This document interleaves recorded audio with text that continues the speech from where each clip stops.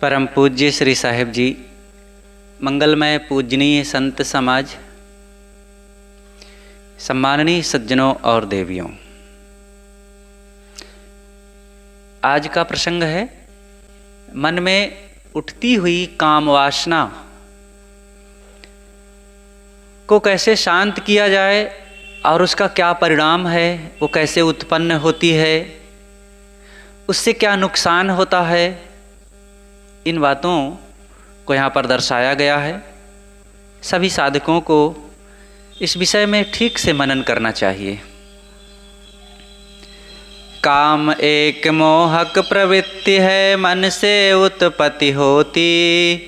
आता अहम देह का मन में ज्ञान शक्ति है खोती। घृणित विषय प्यारा दिखता है, दुख में सुख भ्रम होता। क्षण भंगुर अविनाशी लगता, चेतन जड़ में सोता। बेड़ी पर तंत्रता की पड़ती, मन मोहित हो जाता। सुख स्वतंत्रता का लुट जाता, आत्मसत्व खो जाता। बंधन पर बंधन पड़ते, परवस्था में दिन जाते। सारे भोग भोग लेने पर भी हम नहीं अघाते। तृष्णा नित्य धधकती जलती, भट्ठी कामाग्नि की। कहाँ तृप्ति संतोष, कहाँ विश्रांति, कहाँ है जी की। जलती अग्नि में घृत देकर कौन बुझा पाया है। विषय भोग द्वारा इच्छा को तृप्त करा पाया है। दिन दिन शक्ति क्षीण होती, पर इच्छा ज्वाला बढ़ती। काम भोग की मृग तृष्णा में दौड़ मनोमय पड़ती। काम विवश नर वो नारी, परवस्था में बंध जाते। हो आबद्ध परस्पर जीवन में दुख बोझ उठाते। अनमिल संस्कार के संतानों का प्रजनन करते। उनमें नित्य उबलते जीवन को प्रपंच में भरते। जीवन का फल उत्तरोत्तर शांति लक्ष्य पाना है। पढ़कर काम भोग में दिन दिन दुख में ही जाना है। संतानों की लंबी लाइन करके दुख बढ़ जाता। करते उन्हें व्यवस्थित जीवन का सूरज ढल जाता। जीवन मुक्ति को आए थे, विवश बंध में रोते। जो जीवन जागरणशील था, पड़े मोह में सोते। काम वासना को लेकर के जीव देह तज देता। फिर देह बनाता तजता और पुनः धर लेता। काम वासना से भव होता, भव दुख का कारण है। होना मुक्त दुखों से कीजे काम भाव वारण है। जो लेता पहचान काम को, शून्य उसे हो जाता। तत्व विवेकी के मानस से काम पूर्ण खो जाता। निज स्वरूप अज्ञान देह का राग काम कारण है। इनको जो ले जीत काम से मुक्त तरण तारण है। काम एक मोहक प्रवृत्ति है, मन से उत्पन्न होती है यह। और देह के प्रति जब अहम बुद्धि होती है तो फिर काम वासना अपना सर उठाने लगती है। इसलिए इस मोहक प्रवृत्ति से सावधान होना चाहिए। काम नाम का कोई शरीर में ऐसा कुछ नहीं है कि उसकी बड़ी जरूरत है, उसके बिना व्यक्ति का जीवन चल ही नहीं सकता है। ये वासनात्मक, आभ्यासिक और संस्कारों द्वारा कुचिंतन से उत्पन्न होने वाला मनोविकार है। और जो इस पर विवेक करेगा, सावधानी रखेगा, वो इससे बचा रह सकता है। और जो इसमें लापरवाही करेगा, कुसंग का सेवन करेगा, कुचिंतन करेगा और मनोविलासी बन करके ऐसे ही कुप्रवृत्तियों में लगा रहेगा, देह के प्रति, अपनी और दूसरे की देह के प्रति आकर्षित बना रहेगा, तो वो काम वासना को कभी नहीं जीत सकता है।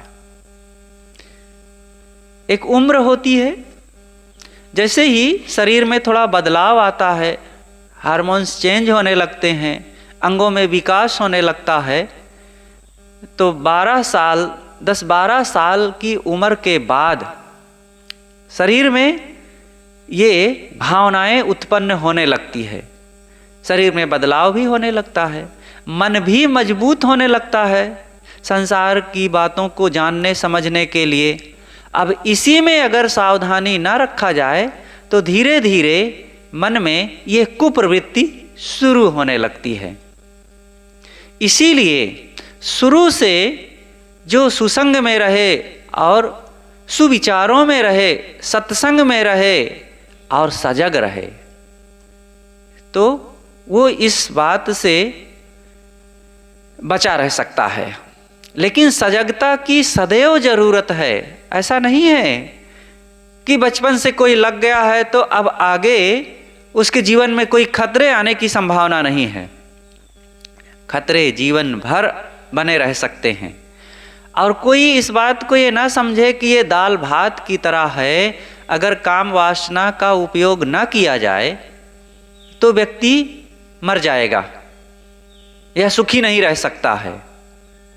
कुछ लोग यही मानते हैं कि अरे इतना हम सावधानी रखते हैं फिर भी ये उत्पन्न होती है, मन को परेशान करती है, अब बहुत ज़्यादा इसका दमन करते रहेंगे तो अनेक रोग उत्पन्न हो सकता है, तो उपयोग कर ही लेना चाहिए ताकि मन को संतोष हो जाए और रोगों से बच जाए। लेकिन ऐसी बात नहीं है। सिगमंड फ्राइड नाम के एक बहुत बड़े विद्वान हुए हैं और मनोचिकित्सक हुए हैं। उन्होंने तो ये स्टेटमेंट ही दे दिया है कि काम वासना एक मौलिक प्रवृत्ति है और इसको रोका नहीं जा सकता है। लेकिन ऐसी बात नहीं है। जो सिगमंड फ्राइड हुए हैं, उन्होंने सदैव इसी भावधार में बहने वाले लोगों की चिकित्सा किया है, संसारी लोगों की, जिनको अनुकूल वासना की खुराक ना मिल सकी। कहीं पत्नी अनुकूल नहीं है, तो कहीं समय नहीं बन रहा है, तो कहीं शरीर ठीक नहीं है, तो कहीं उनको ऐसी संगति नहीं मिल रही है। तो ऐसे लोग जो वासना में बिलबिलाने वाले, रात दिन उसी के कुचिंतन में पड़े रहने वाले, मानसिक तो रोगी होंगे ही। जो संयम, त्याग, शांति, आत्मज्ञान, सुसंग, सत्संग का आधार लेकर के आत्म कल्याण की भावना की ओर बढ़ेगा और साधना में लगेगा, उसके मन में ये विचार आएंगे ही नहीं। और जब ये विचार आएंगे नहीं तो इसके लिए वो रात दिन कुचिंतन में रहेगा ही नहीं और फिर उसके शरीर में, मन में कोई कुप्रभाव आएगा नहीं। लेकिन जो इस बात में ही रात दिन जपता रहेगा, लेकिन काम वासना को तो अंदर में रात दिन उठाए धरेगा और भोग नहीं सकेगा, तो मन का रोगी तो बनेगा ही। और ऐसे रोगियों की रात दिन फ्राइड साहब ने चिकित्सा किया है। और ऐसे ही चिकित्सा से, ऐसे ही लोगों के मनोभाव से उन्होंने अपना स्टेटमेंट दे दिया है कि काम वासना को कभी रोका नहीं जा सकता है।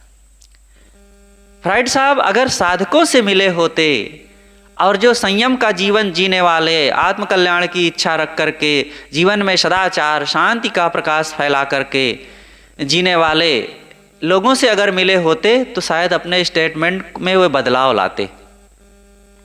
स्वामी विवेकानंद, स्वामी दयानंद सरस्वती, तथागत बुद्ध, महावीर स्वामी, सदगुरु कबीर साहेब, नानक साहेब, एक दो की बात नहीं, हजारों महापुरुषों से इतिहास भरा हुआ है जिन्होंने इस भावना को पूरी तरह से जीत करके स्वस्थ और शांतिमय जीवन जिए।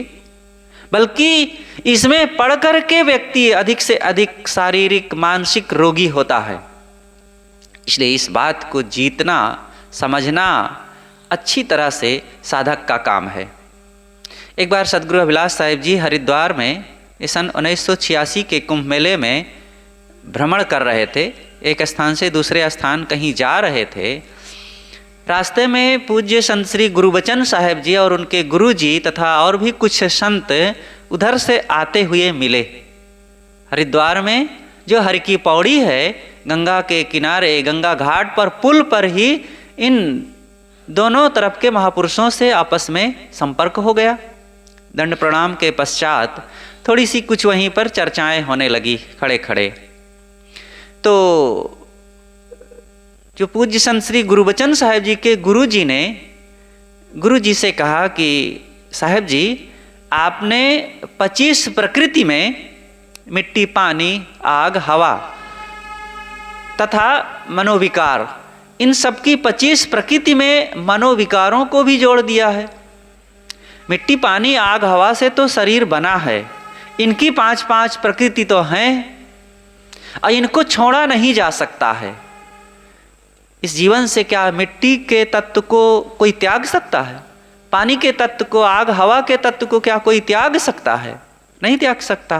तो ये तो प्रकृति है। लेकिन काम, क्रोध, लोभ, मोह और अहंकार, अगर इसको भी प्रकृति मान लिया जाए तो फिर ये भी नहीं त्याग हो सकेगा। अगर ये त्याग नहीं हो सकेगा तो साधक जन साधना करके कौन सा लाभ पाएंगे? और साधकों का ये प्रत्यक्ष अनुभव है कि इन विकारों को त्याग करके ही वे मुक्ति का लाभ पाते हैं, शांति का लाभ पाते हैं। तो जब वे त्याग करके शांति का लाभ पाते हैं तो ये मनोविकार प्रकृति कैसे हुए? इसलिए आप इनको प्रकृति में न जोड़िए। अन्य शास्त्र के लोगों ने जो पहले से प्रकृति मान रखा है वो बिना विवेक के है। गुरुदेव अभिलाष साहेब जी ने इस पर विचार किया और कहा कि ठीक कह रहे हैं साहब, मैं इस पर संशोधन करूंगा। और फिर गुरुदेव जी ने इस पर खूब मनन किया और प्रकृति से अलग करके जहाँ लिखना भी हुआ तो उन्होंने कहा कि ये 4 तत्वों की 5-5 प्रकृति है और अंततः 5 मनोविकार हैं। इनको मनोविकार नाम दिया है। और मनोविकार को छोड़ा जा सकता है और छोड़ करके ही शांति मिलती है। अगर वो प्रकृति मान लिया जाए तो प्रकृति कभी भी व्यक्ति त्याग नहीं सकता है, और त्याग नहीं सकेगा तो कल्याण कैसे होगा? अप्रत्यक्ष है कि जो साधक जन हैं इनको त्याग करके वो मुक्ति का लाभ, शांति का लाभ पाते हैं।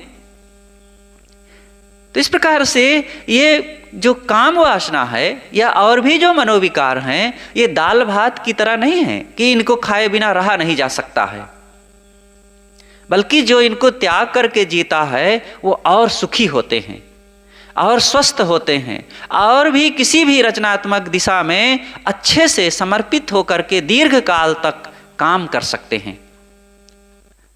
और ये तो इसके उदाहरण है, प्रत्यक्ष है। हम लोगों ने ऐसे अनेक महापुरुषों को देखा और इतिहास में पढ़े हैं और वर्तमान में स्वयं का भी अनुभव है।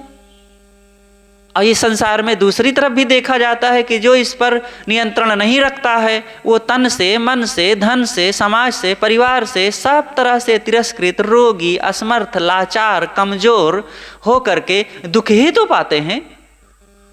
इसलिए काम वासना सदैव त्याज्य है। ये समाज भी इसके लिए अनुमोदन नहीं कभी देता है कि खुले रूप में इसका उपयोग किया जाए। सबके मन में भय भी होता है। जब भी काम वासना आती है तो भय होता है। भूख लगती है तो कभी भय होता है क्या? भोजन के लिए भूख लगती है, पानी के लिए प्यास लगती है, नींद जब आती है या और भी कोई मौलिक जो शरीर की आवश्यकताएं हैं इनके आने पर कभी भय, चिंता, शोक होता है क्या? लेकिन काम वासना आने पर क्या होता है? भय होता है, चिंता होती है, परिणाम में शोक होता है और छिपने की भावना होती है। तो इससे पता चलता है कि ये अपने आप में दूषित है और इसको त्यागना ही उचित है। तो सद्गुरु कहते हैं कि एक मोहक प्रवृत्ति है, मनोविकार है और ये मन से उत्पन्न होता है। गलत चिंतन से। साधक को कुचिंतन से सदैव बच करके रहना चाहिए। कुचिंतन एक ऐसा छेद है कि जिसके परिणाम से प्रलय आ जाता है। जैसे बांध में विशाल जलराशि भरी हुई है एक सिरे में, लेकिन उसी बांध में एक छोटा सा छेद हो जाए तो इंजीनियर उसको बंद कर दे तो फिर खतरा टल जाएगा। लेकिन वही एक छेद को अगर नियंत्रित ना किया गया, लापरवाही की गई, तो वो छेद बांध को तोड़ सकता है और फिर दूसरी तरफ विशाल प्रलय और विनाश सामने आ जाएगा। ऐसे ही साधक के जीवन में जो शांति चाहता हो, नर हो या नारी हो, कोई भी हो, कुचिंतन एक छेद की भांति है और इसी को रोक दे तो अपने आप सारा नुकसान, सारी हानि, सारा दुख फिर टल जाता है। और उसी को विकसित करते रहे। सदगुरु कबीर ने कहा है कि फूल भल फुलल मनिल भल गाथल, फुलवा बिनस गयो भंवर निरासल। कहें कबीर सुनो संतो भाई, पंडित जन फूल रहल लुभाई। ये बहुत मनोवृत्ति रूपी मालिन ने खूब कुचिंतन के द्वारा ये मनोवासनाओं की फूलों की माला तैयार की और इस माला में जितने फूल टांकते रहे, ये मन रूपी भंवरा उस माला को पहन पहन करके अपनी अस्तित्व को, अपने स्वत्व को गंवाता रहा और मरता रहा। उल्टवासियों में साहब ने कहा है। तो सदगुरु ने काम वासना पर यहाँ पर खूब प्रकाश डाला है और उससे उत्पन्न हानि लाभ पर खूब चर्चा किया है। आगे साहब कहते हैं कि ये अहम देह के अहम से उत्पन्न होता है। शरीर को मैं माना गया, शरीर मेरा है, मैं शरीर हूँ, मैं सुंदर हूँ, जवान हूँ, पहलवान हूँ और मेरे में क्या कमी है। ये देह भाव आया तो फिर सबसे पहले काम वासना उत्पन्न होती है। देह को मैं मानना सबसे बड़ा यह पाप है, सब पाप इसके पुत्र हैं, सब पाप का यह बाप है। तो ये देह बुद्धि से उत्पन्न होता है काम विकार, और जब देह बुद्धि आती है तो फिर काम ही नहीं, फिर बहुत विकार आते हैं। और ऐसी स्थिति में फिर व्यक्ति आत्म अस्तित्व को गंवा बैठता है। और जब काम वासना आती है तो ज्ञान शक्ति नष्ट हो जाती है। फिर कितना बड़ा कोई ज्ञानी हो, विद्वान हो, समझदार हो, फिर वो अपने पर नियंत्रण नहीं रख पाता है। इसलिए ये कुभाव, कुचिंतन आते ही साधक सावधान, उससे हटे और उसको त्याग करे। घृणित विषय प्यारा दिखता है, दुख में सुख भ्रम होता।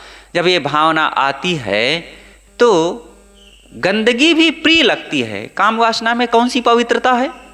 जैसे किसी घर का नापदान बहता हो, पूरे घर की गंदगी किसी एक रास्ते से निकलती हो और उसी गंदगी में, उसी नापदान में जा कर के वहाँ घाऊ माऊ करे, लोट पोट करे और वहाँ की गंदगी को अपने शरीर में लगावे और मुँह मारे वहीं, तो उस व्यक्ति को क्या कहेंगे?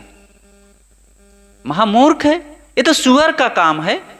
सुअर गंदगी का प्रेमी होता है। लेकिन ये काम वासना में डूबे हुए नर नारियों की क्या हाल होती है? वो कौन सी पवित्रता में डूबते हैं? पूरे शरीर की गंदगी जहाँ से निकलती है वहीं पर तो अपने को झोंक देते हैं। ये अज्ञान से उत्पन्न होता है। ये वही मलिन जानवर का काम है, सुअर का काम। इसलिए जो शांति चाहे इस प्रकार से जब चिंतन करेगा, विचार करेगा, तो काम वासना अपने आप सिमटने लगेगी, शांत होने लगेगी। देखिए, ये शांति और कल्याण की इच्छा रखने वाले साधकों की बात है। अब कोई कामी क्रोधी व्यक्ति इस बात को लेकर के नाराज हो जाए तो उसकी अपनी सोच है, और चाहे वो जितना नाराज हो, आखिर वो भी तो इससे बचता है। क्या काम वासना को प्रिय मानने वाला व्यक्ति रात दिन जितना चाहता है, उसका मन जितना होता है, क्या वो उतना डूबा रहता है क्या उसमें? वह भी तो समाज से, परिवार से, लोगों से बचता है और समय की अनुकूलता को तलाशता रहता है, लोगों की अनुकूलता को तलाशता रहता है। सब समय कैसे हो सकता है? तो इसका मतलब है उसके भी मन में भय है, जितना मन कहता है उसको नहीं पाता है वो। तो अगर उसी भय में जितना वो बच पाता है, त्यागता है और त्यागता जाए और त्यागता जाए, तो एक समय ऐसा आएगा वो पूरा त्याग सकता है। और जो भोगता है और भोगे, तो क्या और भोग करके वो क्या सुख का भंडार पा जाता है क्या? अरे वो और महाविनाश होता जाता है, उसका तन का और मन का और धन का, और दोनों नष्ट होते हैं। इसलिए इस पर खूब सोचना चाहिए और सोच करके त्यागना चाहिए। ये नहीं कि उसी विलासिता में डूबे रहने की जरूरत है। तो घृणित विषय प्यारा दिखता है, दुख में सुख भ्रम होता। वो बुद्धि कैसी जो दुख में सुख दर्शाने लग जाए? वो बुद्धि नहीं है, वो दुर्बुद्धि है और ये दुख का कारण है, लेकिन बड़ा सुखद लगता है।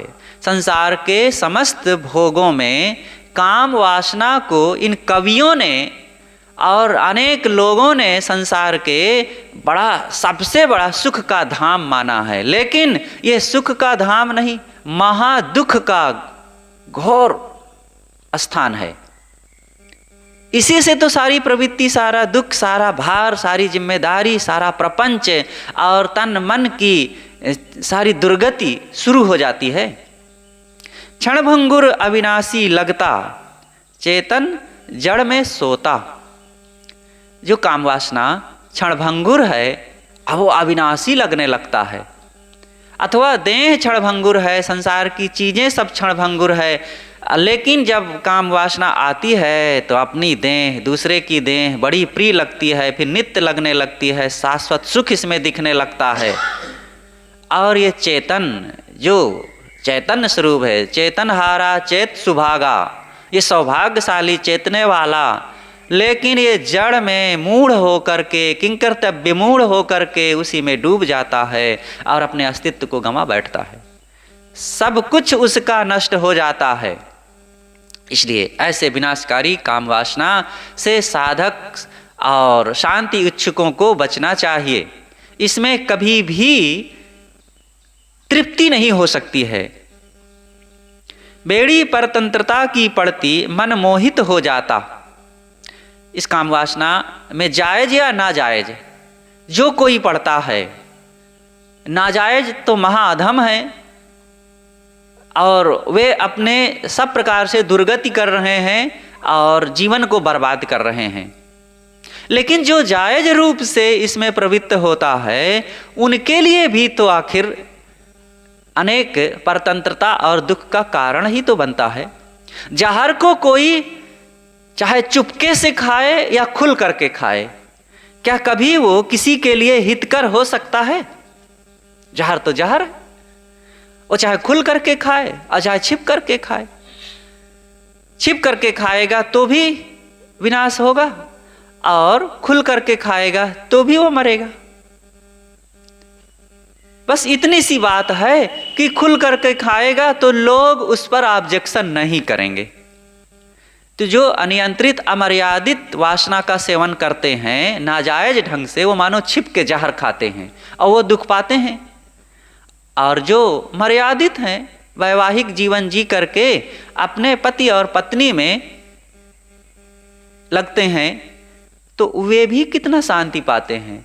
और वे भी जब एक सीमा से बाहर होने लगते हैं तो आपस के संबंधों में टूटन और मन में खिन्नता, शरीर में रोग और परिवार की वृद्धि, जिम्मेदारियों का बोझ और अनेक प्रकार से मानसिक उद्वेग, अतृप्ति, असंतोष, ये जहर की अनुभूति ही तो हो रही है। तो सारी स्वतंत्रता खो जाती है, मन मोहित हो जाता है और सुख जो मन की निश्चिंतता, निर्भयता, प्रसन्नता, स्वस्थता की स्वतंत्रता थी और वो आत्म अस्तित्व का, वो सब कुछ लुट जाता है। बंधन पर बंधन पड़ते परवस्था में दिन जाते। बंधन काम वासना से फिर और भी अनेक वासनाएं शुरू होने लगती है। जहाँ काम वासना के लिए मनुष्य आकर्षित है तो अगर वो उधर पूर्ण हो गया तो उसके लिए लोभ बढ़ जाता है, और फिर उधर और की इच्छा जगी तो बड़े धन की जरूरत पड़ती है, अगले को खुश करना है, अथवा बाल बच्चों की खूब वृद्धि हो गई तो अब उनको पालने पोसने पढ़ाने लिखाने दवाई और अनेक प्रकार की ज़रूरतों को पूरा करने के लिए अब खूब धन चाहिए। और जिसके प्रति स्त्री या पुरुष के प्रति हम आकर्षित हुए उसको भी खुश करना पड़ेगा, खूब धन चाहिए। और लोभ बढ़ा और की वासना बढ़ी, और अगर पूर्ति ना हुई तो क्रोध बढ़ जाता है। और फिर उस व्यक्ति के लिए या जो उसमें विघ्न बाधा डाला उसको उच्छिन्न करने के लिए, उसको विनष्ट करने के लिए मन में क्रोध उत्पन्न हो जाता है। और जब कोई सहयोगी बन जाता है तो उसके लिए अहम बुद्धि होने लगती है। तो इस प्रकार से काम के कारण क्रोध भी, लोभ भी, मोह भी, अहंकार भी, सारे विकार सामने आने लग जाते हैं। इसलिए हे साधक, शांति चाहते हो तो सावधान हो, इससे बचो। सारे भोग भोग लेने पर भी हम नहीं अघाते। कितनों कोई इसमें पड़े, क्या कभी तृप्ति मिलेगी? ये तो वैसे ही है समुद्र की भांति। समुद्र में पूरी धरती कई नदियां जा रही हैं, 1 2 4 5 की बात नहीं, हजारों हजार नदियों का पानी समुद्र में जा रहा है। हमारे देश में कितनी नदियां हैं, छोटी बड़ी नदियों का कोई हिसाब नहीं है।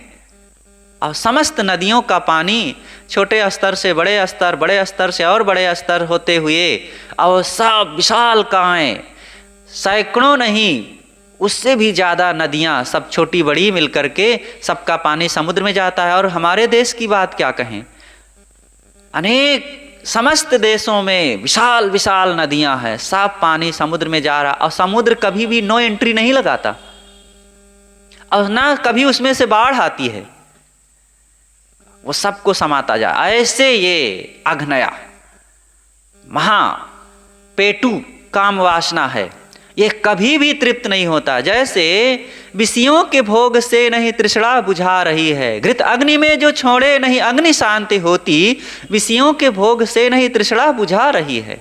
जैसे आग में घी डालने से कभी आग शांत होती है क्या, और भड़कती है। इसी प्रकार विषयों के भोग से और उसकी इच्छा, उसकी तृष्णा, उसकी ज्वाला बढ़ती जाती है। ये काम वासना के विनाश के अनेक उदाहरण भी है, इतिहास में पढ़ करके देखा जा सकता है। रावण जो ब्रह्मा का पनाती था, ब्रह्मा का बेटा पुलस्त, और पुलस्त का बेटा विश्रवा, और विश्रवा का बेटा रावण। ये अगर ब्रह्मा जी कोई हुए होंगे तो उनकी चौथी पीढ़ी में रावण आता है। अब ब्रह्मा जी के कुल गोत्र परिवार का महाब्राह्मण, लेकिन एक काम वासना में पड़ने के कारण आज रावण पूरे भारतवर्ष में बदनाम है, और यहाँ तक कि प्रतिवर्ष लोग उसका पुतला बना करके फूंकते हैं।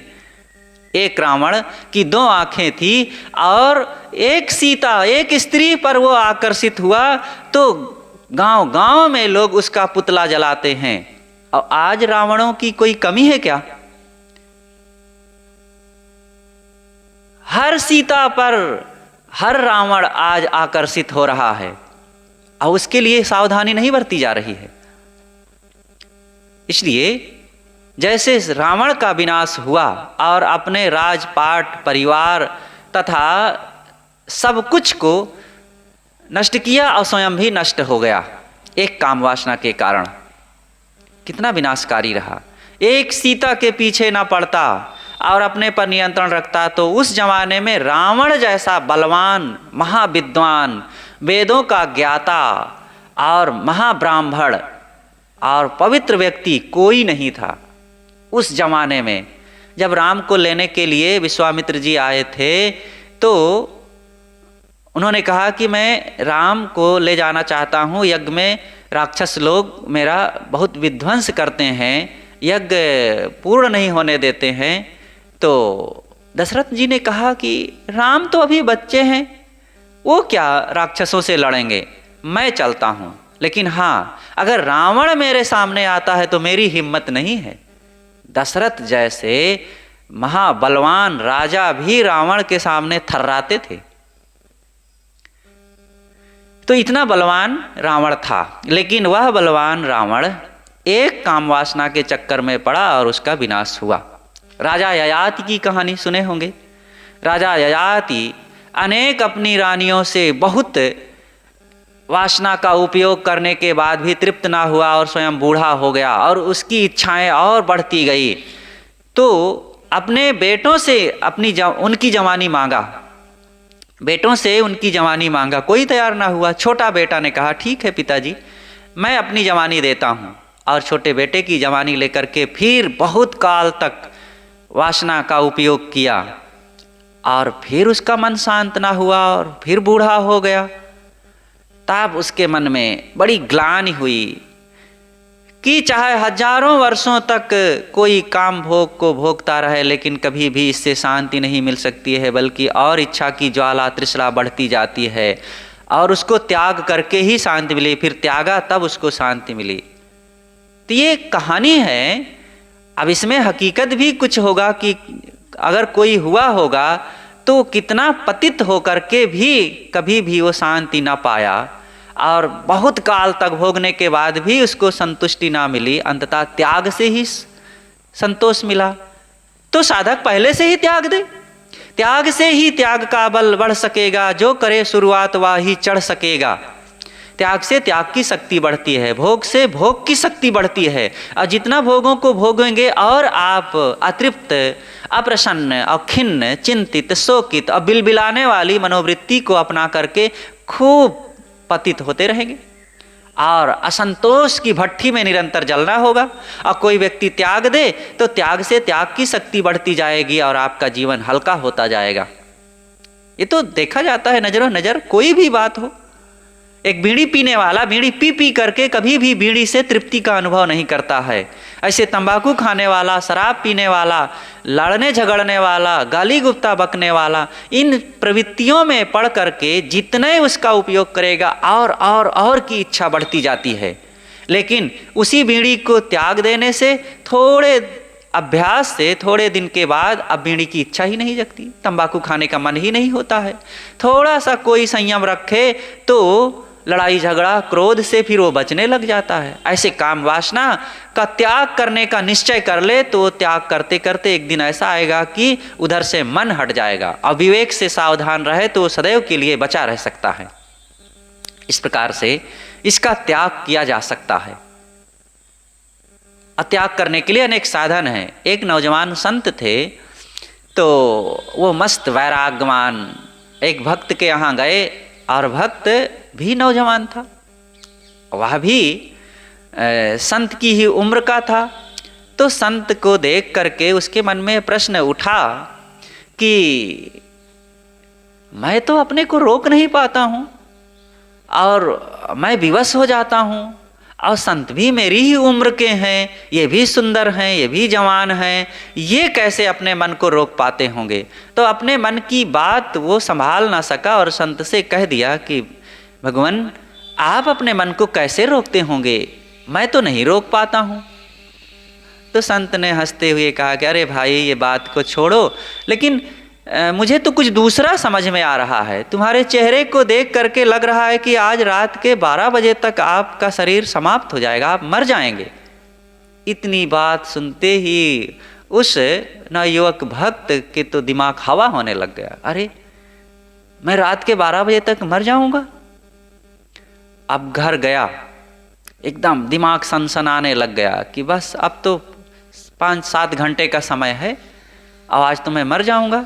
महाराज जी आज मेरे चेहरे को पढ़ करके बताए हैं। तो घर गया, पत्नी ने कुछ खाने को लाया, थोड़ा मोड़ा कुछ खाया, खाने का मन ही नहीं हुआ। अब जिसके सामने मौत की तलवार लटकी हो, बस 4-6 घंटे का समय हो, कहाँ भजिया पकौड़ी में उसके स्वाद आएगा। थोड़ा मोड़ा खाया, उधर ठेल दिया। पत्नी ने पूछा क्या हुआ, आज तो तबीयत ठीक नहीं? कहा क्या नहीं नहीं सब ठीक है। अब किससे कहता अपनी बात, और जिससे लेन देन की कुछ बात रही, लेन देन का हिसाब किया, बाल बच्चों से थोड़ा सा प्रेम मोहब्बत किया, और भयभीत जा कर के सो गया, लेट गया। अब नींद भी नहीं आ रही है, अब दिमाग सनसना रहा है कि बस अब 4 घंटे रह गए, अब 3 घंटे रह गए। पत्नी आई, वो हंसी मजाक करने लगी, डांट करके भगा दिया वहाँ से। कहाँ अब पत्नी का सुख उसको लगेगा। और 11 बज गए, अब 1 घंटा बचे हैं, अब 1 घंटे में मैं मर जाऊंगा। 12 बज गए, मौत नहीं आई। सोचा कि शायद अब आने वाली, अब आने वाली। 1 बज गया, नहीं मरा। 2 बज गया, नहीं मरा। अब उसको नींद ही नहीं आ रही। अरे क्या हो गया, महाराज जी तो कहे थे मैं 12 बजे तक मर जाऊंगा। 3 बज गए, अब उठा, नहीं मरा। गया, नहाया धोया, जल्दी से तैयार होकर के महाराज जी के पास पहुंचा सुबह से। अब महाराज जी से कहा कि महाराज जी आप तो कह रहे थे कि मैं 12 बजे रात तक मर जाऊंगा, लेकिन मरा तो नहीं। तो महाराज जी फिर हंसते हुए कहते हैं कि अच्छा ये बात छोड़ो, मुझे ये बताओ कि आज तुम कितना काम वासना में डूबे रहे। कह अरे महाराज, जिसके सामने मौत की तलवार लटकी हुई हो उसको भला ये वासना सताएगी? कहा यही तो मैं कहना चाहता हूं। तुमको 5-6 घंटे का केवल समय था कि मौत आ जाएगी, और इसी से तुम्हारे मन में वासना नहीं आई। अब मुझे तो 1 मिनट के लिए विश्वास नहीं है कि कब मौत आ जाए। तो जो सदैव मौत को सामने देखता है, फिर उसके मन में काम वासना कैसे आएगी? तो ये काम वासना केवल देहाभिमान है। देह बनने से ये भाव जगता है, इसलिए पहले से ही देह का जो निरसन करता रहता है, देह के प्रति राग को त्यागता रहता है, उसके मन से काम वासना निकल जाती है। सारे कामियों की यही दशा होती है। वो देह बनते हैं, देह के लिए राग जगता है, अपनी देह, दूसरे की देह, सुंदर बनते हैं, जवान बनते हैं, और इसीलिए खूब सजते सजाते हैं। और सारी सजावट एक सामान्य रूप से मर्यादित पहनना ओढ़ना, इसको सजावट नहीं कहते हैं। एक जीवन की मर्यादा है, व्यवस्था है। लेकिन अनेक प्रकार से पाउडर, कृत्रिम प्रसाधन और खूब सजना, अरे इसी देह के लिए तो 1-1 घंटे के लिए 50-50 हजार रुपया की सजावट की जाती है। और ये सब क्या है? उसी वासना की तैयारी है। तो ये केवल मन की भूल से ऐसा होता है। भूल को जिसने त्याग दिया, उसके मन से वासना निकल जाती है। तो कहां तृप्ति संतोष, कहां विश्राम, कहां है जी की? सारे भोग भोग लेने पर भी हम नहीं अघाते। ये चाहे जितना भोगों को भोगें, लेकिन मन कभी भी भोगों से तृप्त नहीं होता है, और इच्छा बढ़ती जाती है, और मन को कभी भी संतोष नहीं मिलता है, और ये इच्छाएं और बढ़ती जाती हैं। इसलिए साधक को जितना बन सके इस वासना का त्याग करता रहे और बचता रहे, तभी वो सावधान हो सकता है और इस वासना से बच सकता है। जलती अग्नि में घृत देकर कौन बुझा पाया है? आग में घी डाल डाल करके भला कौन उसको बुझा पाएगा? बल्कि उसको त्याग करके, उससे हट करके ही उससे बचा जा सकता है। विषय भोग द्वारा इच्छा को तृप्त करा पाया है। कौन भला भोगों को भोग भोग करके इस इच्छा से तृप्ति पाई है? दिन दिन शक्ति क्षीण होती पर इच्छा ज्वाला बढ़ती। रोज रोज शक्ति क्षीण होती जाती है। काम वासना से शरीर कमजोर होता है, और ये मन की केवल एक मलिनता है, और उससे शरीर और विह्वल होता है, मन विह्वल होता है। चिंता और शोक की भट्ठी में व्यक्ति जलता जाता है और दुख पर दुख बढ़ाता है। इसलिए अगर सुखी होना है तो इस मृग तृष्णा से निकलना ही पड़ेगा। दिन दिन शक्ति क्षीण होती, पर इच्छा ज्वाला बढ़ती, और इच्छा की ज्वाला व्यक्ति के मन में बढ़ती जाती है। काम भोग की मृग तृष्णा में दौड़ मनोमय पड़ती। इस मृग तृष्णा में पड़ करके व्यक्ति दौड़ तो लगाता है, लेकिन उसकी दौड़ कभी पूरी नहीं होती है और बीच में ही गिरता है और अपनी जान दे देता है, जान गंवा बैठता है। काम विवश नर वो नारी परवस्था में बंध जाते। काम वासना के अधीन होकर के व्यक्ति कितना विवश होता है, कितना दीन हो जाता है, कितना लाचार होता है, कितना दुख भोगता है, इसकी कोई सीमा नहीं है। इसलिए इससे बचना ही, इसका त्याग करना ही उपाय है और कोई रास्ता नहीं है। अच्छे अच्छे लोगों की साधना डगमगा जाती है और लोग फिसल जाते हैं। तो विश्वामित्र जी कठोर तपस्या में लगे हुए थे और उनकी तपस्या को भंग करने के लिए इंद्र ने मेनका को भेजा और मेनका आकर के हाव भाव करने लगी और उसके हाव भाव से विश्वामित्र जी अब डामाडोल होने लगे और अपने को संभाल ना सके। उनकी सारी तपस्या नष्ट हो गई। तो जो कोई भी इस प्रकार से कमजोर बनेगा और हाव भाव में कहीं फंसेगा तो उसकी तपस्या नष्ट होगी ही, मतलब उसकी शांति और उसका सुख स्वतंत्रता सब नष्ट हो जाएगी। इसलिए साधक पहले से सजग रहे। सजग हम मन से क्यों ना रहें? जो शांति चाहे, कल्याण चाहे, वो ऐसे मनोविकारों से, ऐसे मन से क्यों ना शांत रहे? क्या पा जाएगा इसमें पढ़ करके? काम विवश नर वो नारी परवस्था में बंध जाते। सारी परवस्था सामने आ जाती है। हो आबद्ध परस्पर जीवन में दुख बोझ उठाते। हो आबद्ध परस्पर जीवन में दुख बोझ उठाते। एक दूसरे से बंध करके, एक दूसरे में मोहित हो करके और एक दूसरे की ओर आकर्षित हो करके खूब दुख का बोझ उठाते हैं। घर गृहस्थी की चिंता, मोह शोक, मन की पीड़ा और सारा भय, सारा दुख सामने आ जाता है। अनमिल संस्कार के संतानों का प्रजनन करते, उनमें नित्य उलझते जीवन को प्रपंच में भरते। जब वासना ज़्यादा बढ़ेगी तब क्या होगा?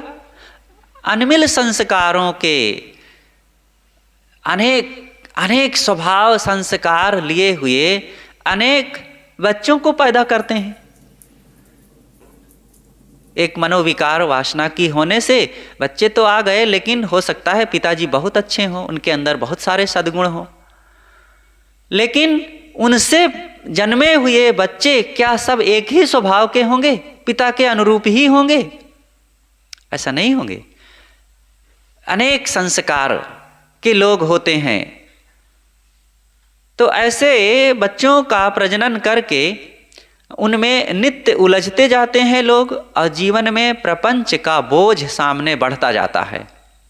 इसलिए साधकों को जो शांति इच्छुक हो उनको सावधान रहना चाहिए। गृहस्थी का मतलब ये थोड़े है कि दाल भात की तरह खूब उसको खाते जाओ और बिना होश में आए और बच्चों की लाइन बढ़ाते जाएं। एक सज्जन थे, वो कह रहे थे कि साहब पहले पता ही नहीं चला और खूब हमारे पास धन था, नौकरी थी, जमीन थी, प्रॉपर्टी थी, ऐसा लग रहा था कि हो जाए चाहे जितना बच्चे, कोनो कमी थोड़े है, सबका गुजारा होगा, खूब धन है, जमीन है, घर है, रहेंगे खाएंगे। लेकिन अब लगभग हो गए 10 बच्चे तक, और जब बड़े होने लगे तो कोई रोगी हो रहा, तो कोई कुचाली हो रहा, तो कोई दामाद मर रहा, तो कोई दामाद दुष्ट है, तो कोई बहू नालायक निकल रही, तो कोई बेटे नालायक निकल रहा है, तो कहीं कोई बिना सदिये के भाग रहा है, तो कोई किसी को भगा रहा है। अब ये सब शुरू हुआ तो उनके दिमाग पंचर हो गया।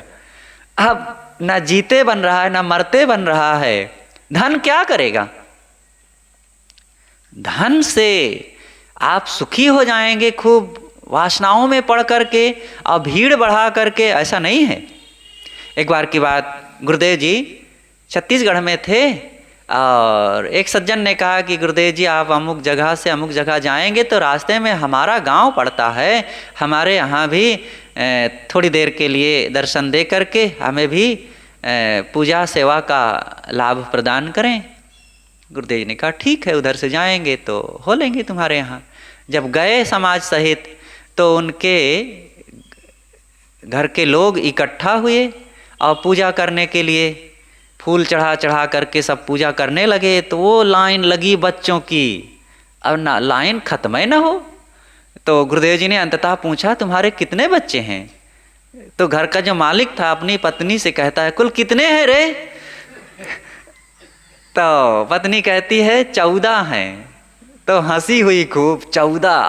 तो कहे साहब अब शाम होते ही कोई खा कर सोया, कोई खाने के पहले ही सो जाता है, कोई खाट के नीचे सो गया, कोई दरवाजे पर सो गया, कोई बरामदे में सो गया, कोई बिस्तर पर सो जाता है। अभी 70 ऊपर थे, एक 1.5 साल के अंतर में। तो कहें साहब सबको बीन बीन करके लाती हूँ, सुलाती हूँ और खिलाती हूँ, तब फिर मैं सोती हूँ। तो अब इतना बहादुर तो नहीं बनना चाहिए सबको। एक जन थे उनके तो 17 बच्चे थे, अब वो और बहुत ज़्यादा बहादुर थे। लेकिन ये सब करने से क्या फायदा मिलेगा? उन बच्चों को हम गुरुदेव जी के साथ दिल्ली के आगे एक जगह जाते थे, नजफगढ़ के पास। वहाँ पर संत लाल नाम के एक सज्जन आते थे, बड़े मस्त मौला थे। उनकी उम्र उस समय रही होगी 60 साल की।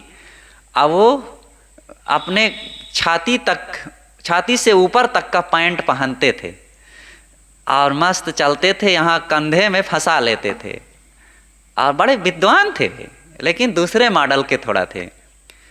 और उनको लोग बुलाते थे, थोड़ा धार्मिक भी थे। तो कहें मुझे राम मंदिर में, गोपाल मंदिर में, कई जगह लोग बुलाते रहते हैं। पहले वो गुरु जी से बहुत नाराज थे कि ये भगवान के खंडन करने वाले, लेकिन जब समझे गुरु जी की बातों को, उनके विचारों को, तो बहुत खुश हो गए। कहें मुझे लोग बुलाते हैं मंदिरों में, किसी के बच्चा जन्म हुआ तो उस खुशी में मंदिर में जा कर के पूजा करने जाते हैं, तो मुझे भी बुलाते हैं। तो मुझे जब प्रसाद चढ़ाते हैं लड्डू, तो मैं फेंक के लड्डू से ही उनको मारता हूँ कि मूर्ख आदमी कहीं का, एक बच्चे को फिर इस संसार में तू जन्म दे दिया दुख भोगने के लिए, और क्या पाया? तू क्या पाया? ये बच्चा क्या पाएगा? और इसको फिर दुख भोगने के लिए पैदा कर दिया है। तो कहा मैं मारता हूँ उसी लड्डू से। तो उनकी अपनी बात थी, ठीक है, लेकिन उनकी समझदारी, ये सच्चाई, वो समझते थे कि जन्म लेकर के यहाँ क्या मिल रहा है, दुख है। तो यहाँ पर चाहे जितना जन्म लेते रहो दुख मिलेगा, दुख। जन्म मृत्यु से बचना ही बहुत बड़ी समझदारी है। और यही ज्ञानी जन करते हैं कि वे साधना करके, मनोविकारों को त्याग करके, आत्मा में डूब करके वासना का त्याग करते हैं। जीवन का फल उत्तरोत्तर शांति लक्ष्य पाना है। जीवन का फल क्या है? ये भोगों से मन को सींचना कि भोगों से उपरत होकर के स्वरूप में लगना। स्वरूप की ओर लौटो। स्वरूप में लगेंगे तब परम शांति तथा परम संतोष का अनुभव होगा। और ये भोगों में लगेंगे तो आज दुखी रहेंगे, आगे भी सदा दुखी रहेंगे और दूसरों को भी खूब दुख देंगे। बड़ा पाप, पाप पर पाप। तो ये काम वासना सारे पापों की जननी है, और चाहे प्रकट रूप में चाहे गुप्त रूप में, लेकिन ये पाप ही है। और इससे इस पाप का फल दूसरों को भी पाता है, दूसरों को भी मिलता है। जब बहुत बढ़ जाता है तो आज देखो समाज में कितना भ्रष्टाचार बढ़ा हुआ है। जायज तो जो लोग अपनों में डूबे ही वैवाहिक जीवन जी करके लेकिन नाजायज भी स्कूल कॉलेजों की दशा को देखो। जो बच्चे विद्यार्जन के लिए वहाँ जाते हैं, वहाँ हंसी मजाक और जो भ्रष्टाचार, जो राजनीति बढ़ा हुआ है। मैं लखनऊ में था, एक कॉलेज के पास ही एक जगह जाना हुआ, वहाँ रहना हुआ, शाम को घूमने निकले। जो कॉलेज के हॉस्टल के लड़के लड़कियां सड़क के किनारे आकर के नंगा नाच रहे थे, हो हल्ला कर रहे थे, सिगरेट पी रहे थे, नशे में धुत होकर के बड़बड़ा रहे थे। देख करके हम दंग रह गए कि ऐसे भी विद्यार्थी होते हैं। तो समाज में बड़ी बड़ी विकृतियां हैं और ये काम वासना कौन सा पाप नहीं करा सकती है। संतानों की लंबी लाइन करके दुख बढ़ जाता, करते उन्हें व्यवस्थित जीवन का सूरज ढल जाता। यही सब खूब प्रजनन किए। जो ज़्यादा प्रजनन करते हैं उनका क्या हाल होता है। कुत्ता कुतिया बहुत बच्चे पैदा करते हैं तो कितने दिन जीते हैं। इसी काम वासना में पड़कर थोड़े दिन में उनके खोपड़ी में कीड़ा पड़ते हैं तो कहीं पुट्ठा में घाव लेकर के और मर जाते हैं। और उनके बाल बच्चे भी 6, 7, 8, 9 तक बच्चे पैदा किए और उन बच्चों में से कितने बचते हैं अल्पायु में। और कीड़े मकोड़े 1-2 नहीं, हर एक दिन में वो हजारों कीड़े मकोड़े बच्चा पैदा कर लेते हैं और हर रोज मरते रहते हैं। शेर जंगल में रहता है, अपनी जिंदगी में वो शायद बहुत थोड़े बच्चे पैदा करता है और वो राजा बनता है। आप क्या बनना चाहते हैं। ये बच्चों की लाइन लगा करके बहादुरी ना दिखाना चाहिए, बल्कि जितना बन सके इससे बचो। और अगर पैदा करना ही है तो एक संतान बहुत है। आज पहले कहा जाता था हम दो हमारे दो, लेकिन आज एक ही काफ़ी है। और ना हो तो अति उत्तम। उसको तो सरकार को पुरस्कार देना चाहिए कि तुमने हमारी व्यवस्था में जो बहुत जनसंख्या वृद्धि की भीड़ से समस्या थी, इस समस्या में आपने समाधान करने का सहयोग दिया, पुत्र ना पैदा करने का। तुमको हम पुरस्कृत करते हैं। लेकिन सरकार को क्या ये सब की चिंता है। और संत जन अपने आप बिना किसी प्रकार की चिंता किए ही, सरकार की व्यवस्था की बिना चिंता किए ही वे स्वयं इस व्यवस्था में शरीक होते हैं और वे स्वयं आजीवन ब्रह्मचर्य का पालन करते, उसी की सीख भी समाज को देते हैं और स्वयं स्वतंत्र होकर के जीवन जीते हैं। जीवन मुक्ति को आए थे विवश बंध में रोते। हम क्यों आए थे यहाँ? जीवन मुक्ति का सुख कमाने के लिए, लेकिन ये वासना के विवश होकर के रोना पड़ रहा है, बहुत दुख मिलता है। इसलिए इस वासना से मन में घृणा उत्पन्न होनी चाहिए। जो जीवन जागरणशील था पड़े मोह में सोते।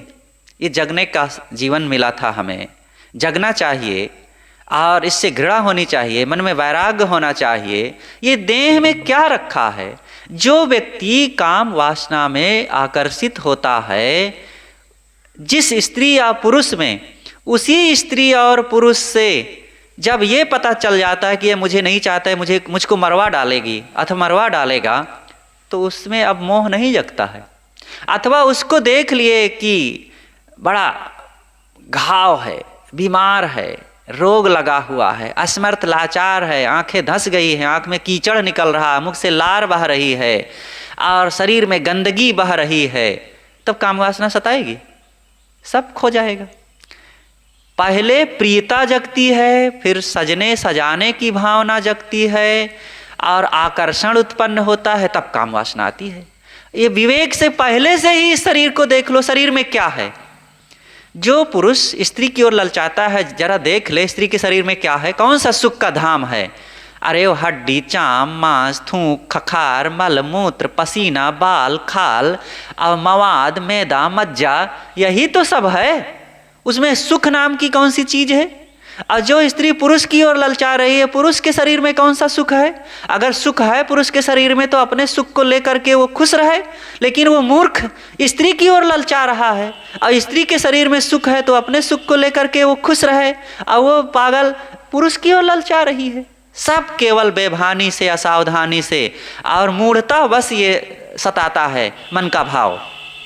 इसलिए जगे एक ठाकुर थे, और वो लंपट आदमी एक दुकान पर गए एक सेठ जी के, और सेठ जी की बहू वहाँ बैठी थी, और देख करके आकर्षित हो गए, अपने मन को रोक न सके और कह दिए। और ठाकुर थोड़ा दबंग आदमी रहे, तो बहू समझ गई कि अगर मैं रोक दूंगी, नकार दूंगी, तो ये पता नहीं क्या कर सकते हैं, मुझे जबरन करके उठा ले जा सकते हैं। तो उसने युक्ति से काम लिया। उन्होंने कहा, ठाकुर साहब मैं भी चाहती हूँ आपको, लेकिन आज समय नहीं है, उचित समय नहीं है, आप कल आइए। तो कहा ठीक है। अब ठाकुर जी लौट गए। एक एक घंटा उनको एक एक बरस की भांति बीतने लगे, और करीब 20 घंटे का अवसर रहा। 20 घंटे में बड़ी मुश्किल से उसका टाइम बीता। जब समय आया अगला दिन शाम के 4 बजे तो पहुंचा फिर निश्चित समय पर। तो वो जो दुकान वाली सेठ की बहू थी, वो 5 गिलासों में, प्लास्टिक का गिलास था, और शरबत बना करके रखी थी। एक में लाल, एक में हरा, एक में सफ़ेद, एक में पीला, एक में काला, एक में नीला।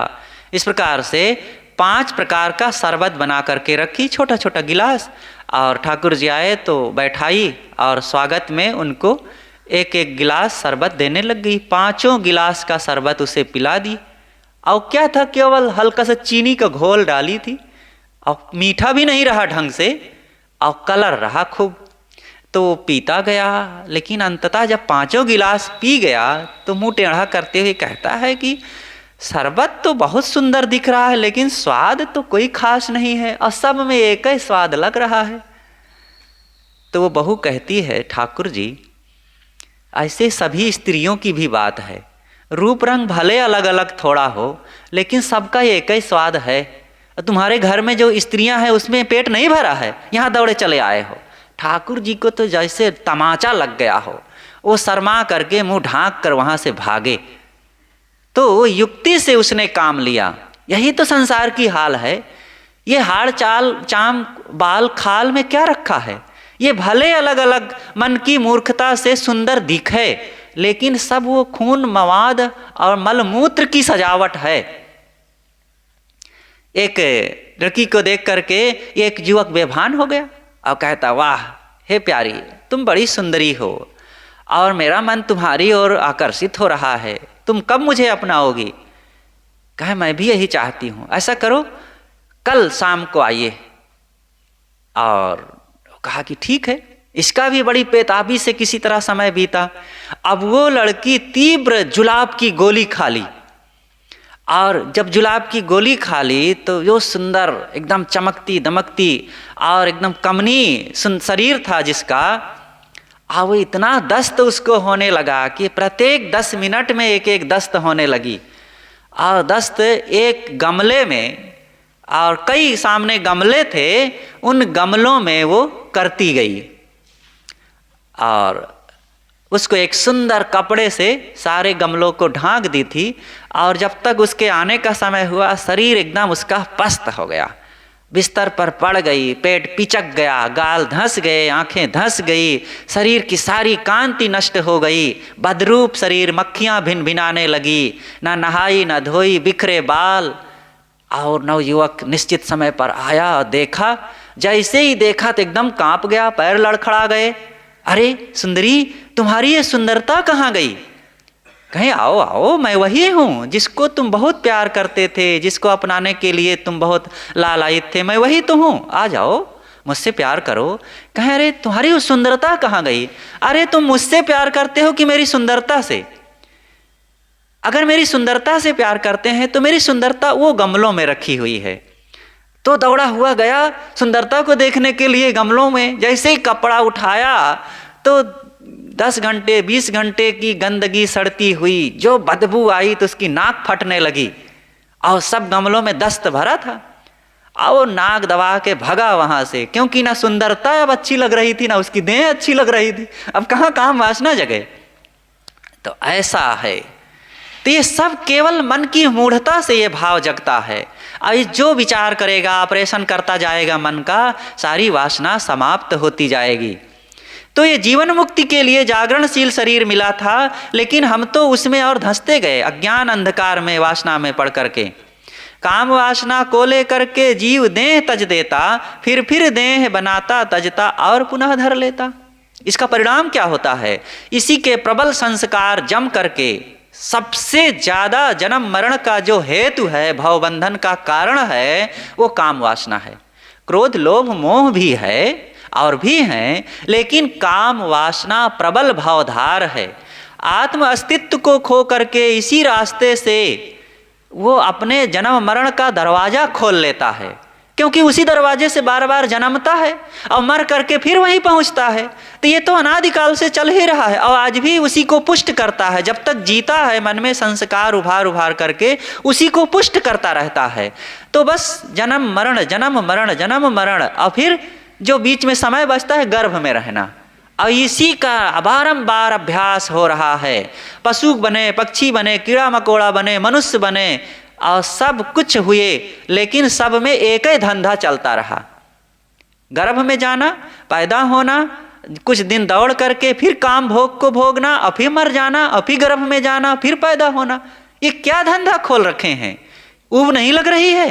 ये चाम को थैलों में बंद पड़े पड़े कितना इसमें सुख खोजोगे? ये हमारा शरीर गर्भ में रहे तो, जन्म लिए तो, इस शरीर से क्या पाए? रोग व्याधि पीड़ा दुख अपवित्रता मलिनता। ये मुर्दे को सजा सजा करके, मुर्दे को पेट भर भर करके, मुर्दे को प्रिय मान मान करके, ये क्या इस गंदगी से जीव को प्रेम हो गया है? महागंदा शरीर, सबका शरीर अज्ञानवश अनादिकाल की मूर्छावश ये प्रिय लगता है। नहीं, इसमें कौन सी चीज है? थूक खखार मलमूत्र बाल, ये कोई अच्छा चीज है? अगर यही अच्छी चीज है तो धर लो। एक रानी थी, वो टहल रही थी छत पर और उसकी नौकरानी झाड़ू लगा रही थी। तो अब झाड़ू लगा रही थी तो एक नौकर उधर से निकला, उसके अंग थोड़े खुले थे और नौकर जा करके उसके अंग को पकड़ लिया।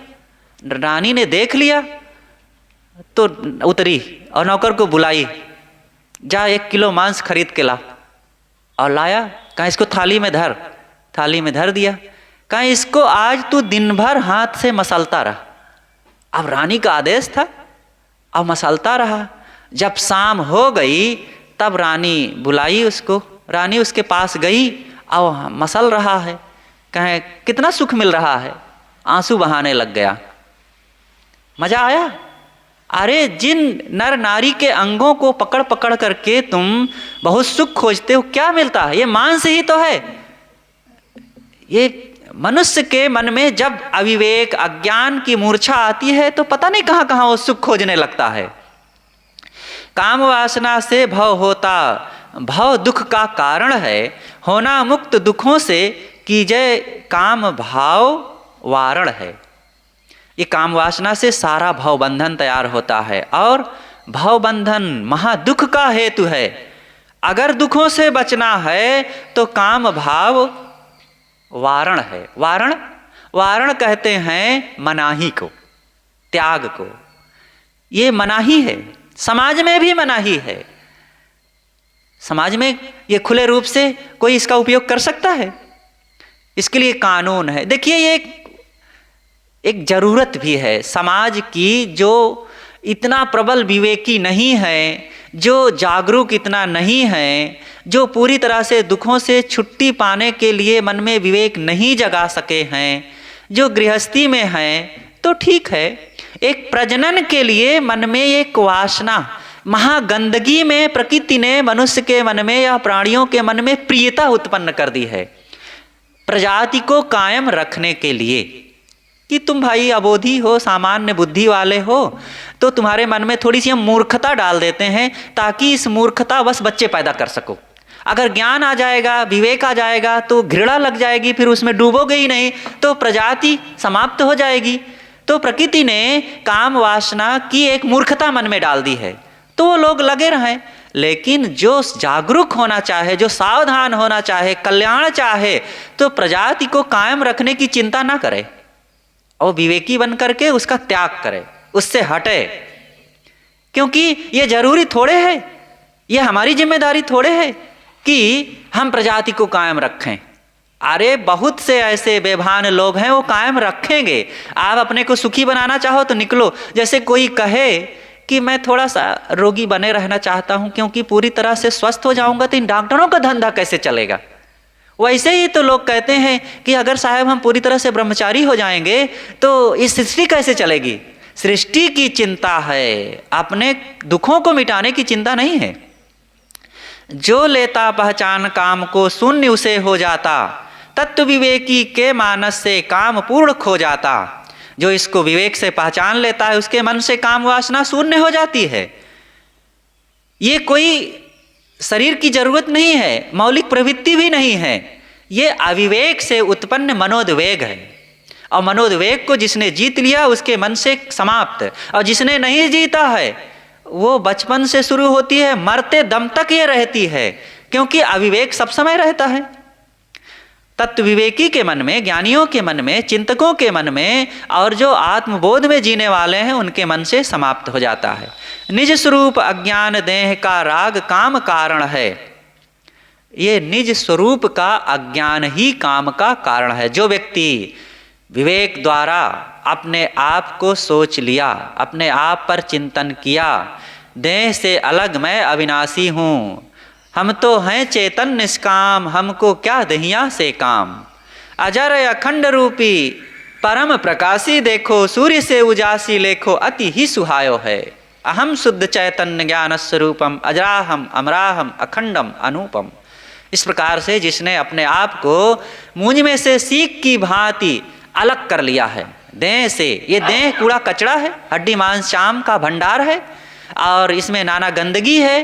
प्रारब्ध के वेग से, जीव के प्रारब्ध कमाई के वेग से ये शरीर चल रहा है, नहीं तो ये सब कुछ ढेर हो जाने वाला है, सड़ गल करके अपने कारणों में मिल जाएगा।